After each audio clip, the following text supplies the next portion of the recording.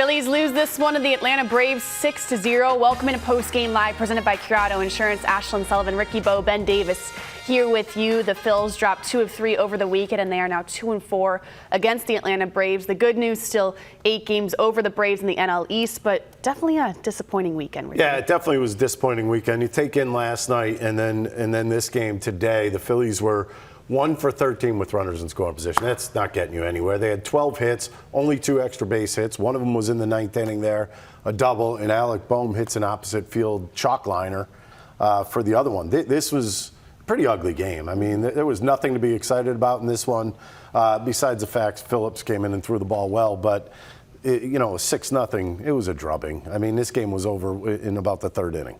It really was. Not the most exciting game, Ben. What was your biggest takeaway? My biggest takeaway is the Phillies' inability to keep the ball in the ballpark the last 2 games. That is something that we know that the Braves can do, and the Phillies pitching has had a tendency to give up the long ball from time to time. So that was a little alarming, and especially with the way the Ranger start last night, that was obviously disappointing. The Mercado start today, and you had to burn through a lot of that bullpen. Fortunately, the Phillies do have an off day tomorrow, so they were able to get some guys in the game that they normally wouldn't pitch in that part of the ballgame. Right, definitely pitching disappointing as well. As we go back to Atlanta to check in with Ruben Amaro Jr. And Ruben, you were on the call there. What was your biggest takeaway of this weekend? What went wrong?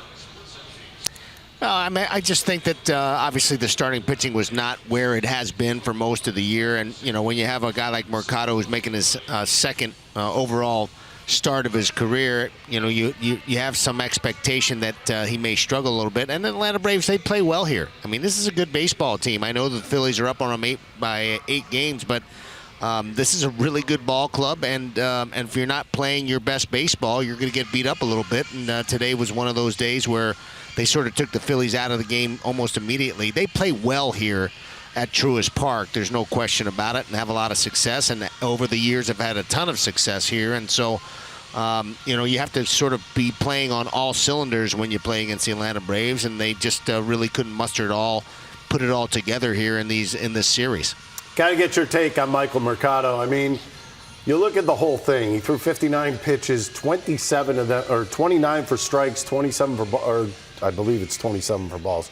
But, I mean, was not on top of his game. And then when he was coming over the plate, everything pretty much being peppered. What is the answer in the 5 spot? Yeah, I know. Obviously, it's a concern when you lose 2 pitchers, and they've lost Turnbull, and they're hoping to get, Taijuan Walker back here fairly soon. But it's an issue, and again, pitching depth is a big deal. You're not going to go through a season with just 5 starters. That's not going to happen, and you're just hoping that this young man will bounce back. I like his poise. I like the way he handled himself. You saw him at the end of the game sort of patting everybody after he came out of the game, patting everybody on the back. I think he felt badly that he was not able to do his job today, and I think really it was about him not being able to get his arm slot. He really could not throw his pitches where he wanted to. And then when he had to, come in and throw strikes, I mean, he was grooving it into the zone, and the Atlanta Braves were taking advantage of it. But, it's a little bit of a concern. But, hey, there's a lot of baseball left. There's a break coming up, which is huge. I do think that some of the starting pitchers have logged a ton of innings so far, and that's starting to show here. I think this break will be helpful for this ball club, and hopefully they can sharpen up as they come out of the break. Ruben, that was going to be my question. You're looking at a starting rotation that has eaten up so many innings. How much of a factor do you think fatigue really is being a part of all this in the last couple outings for some of these starters?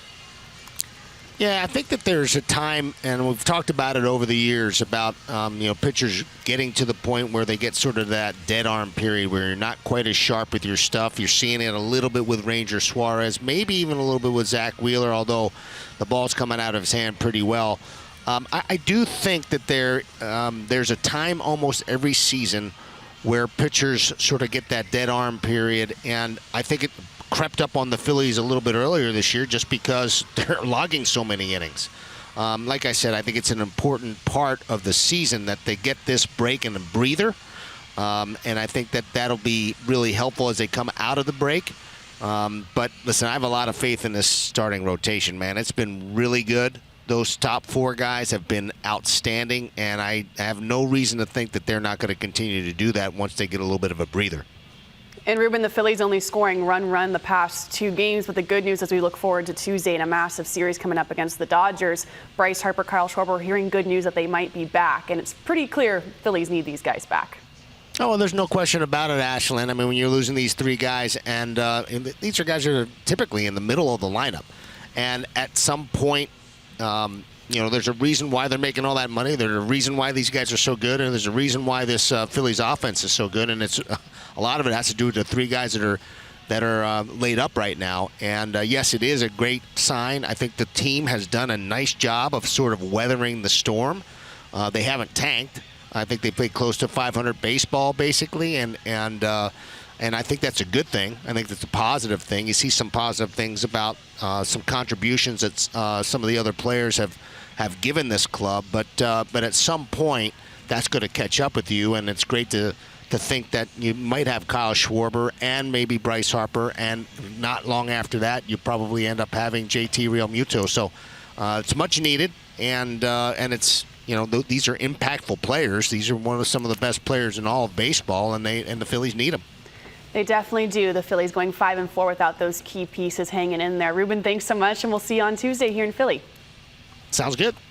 Now we take a look at the NL East standings, and you see after a disappointing weekend, the moral of the story here, Ricky, is the Phillies still 8 games ahead of the Braves. Yeah, you still got a nice little cushion. That was done at the beginning of the season. The Phillies really went on a nice little roll there in May and June, and it gave you a little bit of a cushion where you could have a little bit of a setback. I mean, obviously you're missing Bryce Harper. You're missing Kyle Schwarber. You have missed JT Realmuto. You've missed Trey Turner. And it is really no excuse. I mean, you can't really bring that up as an excuse because you look as far as Atlanta. They're missing Acuna. They're missing Strider. They've had their bumps on them also. But the depth of the Phillies has done a pretty nice job holding the boat up. Really, I mean, this boat could have sank.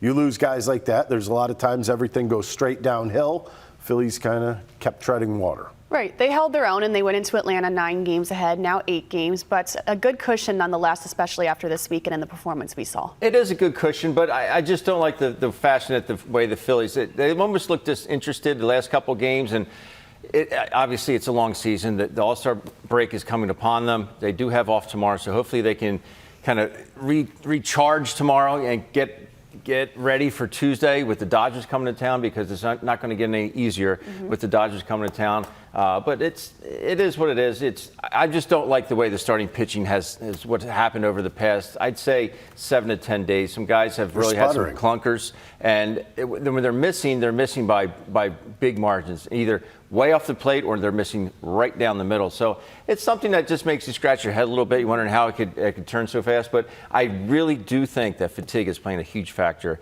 in the starting rotation. Yep. And it was just a tough day for Michael Mercado today. And it's funny, you look at the numbers. The walks didn't do anything for him, except for it tired himself out in that first inning.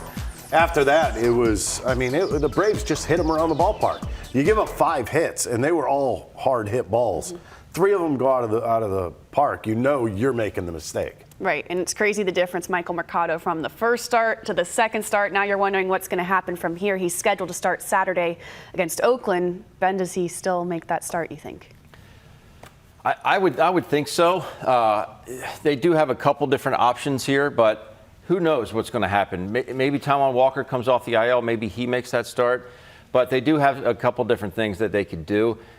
Mercado, I really did like the way he threw the ball against the Cubs. I know the Cubs are struggling offense, especially at Wrigley Field, but I do like his poise and what he was able to do there. But today, he just didn't have the stuff itself. I'm going to ask you something. Coincidence Tyler Phillips pitches that much today? I don't know if it's a coincidence. He looked like he had pretty good stuff. He had a good slider. I know we're probably going to get into him later. But I like the way he threw the ball. He didn't look like he had any fear of being out there. I liked his fastball command, too. He was down in the zone with it. That really set up that good breaking ball. But he got a ton. He got 8 swings and misses today. Maybe he jumps in there. I know. He got 8 swings and misses today in 3 innings. Who knows? 7 punch-outs. So you think Tyler Phillips is pitching Saturday now? Wouldn't surprise me in the least. My goodness, a lot of rotation going on here. Let's now go back to Atlanta and hear from manager Rob Thomson following the 6-0 loss. What did you think of Phillips? I thought it was fantastic. Threw strikes, got ahead of hitters. The slider was good. He landed his curveball. Very efficient. I mean, strike out the first 4 guys in your career, it's pretty good. So, and really good hitters. So, yeah, that was really encouraging. Conversely, what was wrong with Mercado? Just didn't have it. Yeah, just couldn't throw strikes. You know, he just couldn't find the strike zone. And I said to him, I mean, he's got great awareness. I said to him after he came out, I said, you know, these guys hit a lot of home runs off a lot of really good pitchers. And he said, yeah, but I got to throw strikes. So he understands, and for whatever reason, couldn't find his release point or whatever it was. Now, this is his first time ever throwing on 4 days rest. Oh, really? So we were going to have a really short pitch count anyway. So you can make a start on Saturday? Does he? Yeah, we got to discuss some things, but Okay. yeah. So you could go, hypothetically, Phillips is stretched out too. He could take that spot. Yeah, we got to talk about it. Okay. And are you starting to feel like, you know, you might get 2 of your guys back Tuesday? Are you starting to feel like the offense is showing the effects of not having 3 of your better hitters out in there? Well, Lopez threw the ball pretty good today. I mean, we swung early, which was so that told me he's throwing strikes. We hit some balls hard, but you know, they played great defense, and you know, usually he's a guy that sprays the ball around. He did this last time out anyway, but he threw strikes. Slider was good. Yeah. With Mercado pitching on 4 days rest, did you see any like diminished stuff from him, or did the stuff look the same as it did with? Velo was the same, but I think command and control was off. How did Harp come at it? Because you were. They were really good, Okay. both of them. Okay. So we'll know something on Tuesday when they come in. Okay. Almost and really tight slider on the outside part of the plate. He was as advertised as he's been all year long. I mean, this is now 11 straight starts under 2 earned runs. You know, he was throwing his fastball coming into tonight's ball game. 56% of the time he was throwing his four-seam fastball.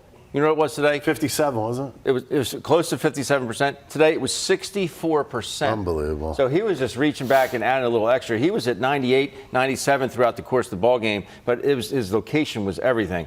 And he was down on the knees, on the corners. He was phenomenal with that fastball. I think that's the reason you're seeing at 64%, because he was just able to dot it up everywhere. And then the guys, I think, started to recognize, okay, this guy's got a little jump in his velocity. I'm going to start it up a little bit earlier. Didn't recognize spin. That's when they start to get those breaking balls and swinging at in the dirt. And as for the Phillies starting pitcher, Michael Mercado, not the same performance. Let's go back to Atlanta and hear from him in the clubhouse. I think that had something to do with maybe lack of sharpness. Maybe. Yeah, who knows? It's one of those things where you still got to go out and throw strikes and try to attack guys with conviction, and it just wasn't really there today, unfortunately. So. How did you feel, like mechanically, like physically out there? You know, it was hot, but I would say warming up, I felt good. I don't think the ball was coming out quite as like I said, with conviction. And you know, when you're not throwing strikes and you're not as committed to your pitch, you know, those times it gets hit. So. When you say conviction, is that like second guessing what you're throwing, or is it not coming out of your hand as well? I think that's just a mindset of thinking that, you know, my best stuff is gonna beat them regardless. So. Did anything else feel different from this one compared to the last one? No, not too much. I think you know, just got to get back to what I know how to do and get back to trusting in myself. And I think what happened in Chicago, I think all of them have the potential to be like that. Didn't have my best stuff today. I thought, you know, I stayed calm through it all, but yeah. Michael Mercado only his second start here in his career for the Phillies, and you heard him, Ben, not his best stuff. It's a pretty good summary. He said he wasn't throwing the ball with conviction, and I understand that. It's one thing, you can try and talk yourself into it, but if you just don't feel right on this particular day, he said how hot it was. He said he felt good coming out of the bullpen, but that first inning proved differently. He was erratic. He was just all over the place. Fortunately, like I said before, he pulled a Houdini act, was able to get out of that first inning despite the 3 walks with no runs, and then the wheels just fell off in the second. I think he was gassed after that first inning, using everything in his tank to get out of that inning, and then the second inning came, he had nothing left. The way it sounded to me, I know he used the word conviction, but I just think the ball wasn't coming out of his hand the way he wanted it to. Obviously, on your fastball, you want a little bit of late jump to it. On your breaking ball, you want that late break to it. I think he was getting a looping break to his breaking pitches, and his fastball was just flat. I mean, sometimes this happens in baseball. You go out there, you just don't have your best stuff. But in that first inning, I think you have to blame yourself. You're not throwing strikes. That's something you could fix pretty quickly, especially in the sense that you walk 3 guys in 1 inning. That's almost hard to do at times, unless you're hurting, which I don't think he's hurting at all. So I look at this that he just didn't have good stuff, and what do you do with that?